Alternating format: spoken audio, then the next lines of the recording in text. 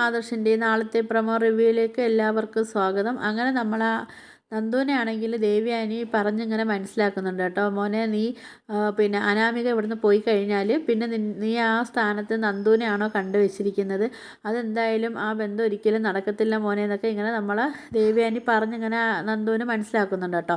അതിനുശേഷം നമ്മൾ അനാമികയാണെങ്കിൽ അനാമികയുടെ വീട്ടിൽ പോകുന്നുണ്ട് കേട്ടോ. അപ്പം അമ്മയടുത്ത് അച്ഛൻ്റെ അടുത്ത് സംസാരിക്കുന്ന ആളൊക്കെ പറയുന്നുണ്ട്, എന്നെ ആരും ജീവിതം പഠിപ്പിക്കേണ്ട കാര്യമൊന്നുമില്ല, നമ്മൾ എന്താണ് തീരുമാനിച്ചത്, ഞാൻ ആ വീട്ടിൽ നിന്ന് വരുമ്പം നമ്മൾ എങ്ങനെയാണ് ജീവിക്കണമെന്ന് ആഗ്രഹിച്ച് അതുപോലെ എല്ലാം നേടിയിട്ടേ ഞാൻ ഇങ്ങോട്ട് വരത്തുള്ളൂ.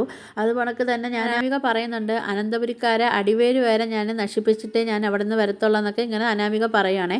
അതിനുശേഷം നമ്മളെ ജലജ പറയുന്നുണ്ട്, എന്ത് നാണം കെട്ട പരിപാടിയാണ് അനി ചെയ്തത്, എത്ര പരസ്യമായിട്ടാണ് അവളെ ഇങ്ങനെ കെട്ടിപ്പിടിച്ചതെന്നൊക്കെ പറയുന്നുണ്ട് കേട്ടോ. അപ്പം നീ ഇത് പിന്നെ അച്ഛനെയും അമ്മയും കൊണ്ട് നീ ഇത് കാണിക്കണം, നിനക്കത് കാണിക്കാൻ പറ്റത്തില്ല എങ്കിൽ ഞാൻ തന്നെ ഇത് കൊണ്ട് അച്ഛനെയും അമ്മയും ആ വീഡിയോ കാണിക്കുമെന്നൊക്കെ പറയുന്നുണ്ട് കേട്ടോ. അപ്പം നമ്മൾ അബിക്കാണെങ്കിൽ ഒരു പേടിയുണ്ട്, കാര്യം വെച്ചാൽ അബി ഡയറക്റ്റായിട്ട് കൊണ്ട് കാണിച്ച് കഴിഞ്ഞത് പ്രശ്നമായി കഴിഞ്ഞാൽ പിന്നെ നമ്മൾ ആദർശം നയനയാണെങ്കിലും ചിലപ്പം അബിയുടെ വിഷയം എവിടെ എടുത്തിടുമോ എന്നുള്ളൊരു പേടിയിൽ അബിക്കൊരു പേടിയുണ്ട് കേട്ടോ. അപ്പോൾ അബി അതുകൊണ്ട് ഇങ്ങനെ പിന്മാറി നിൽക്കുവാണ്.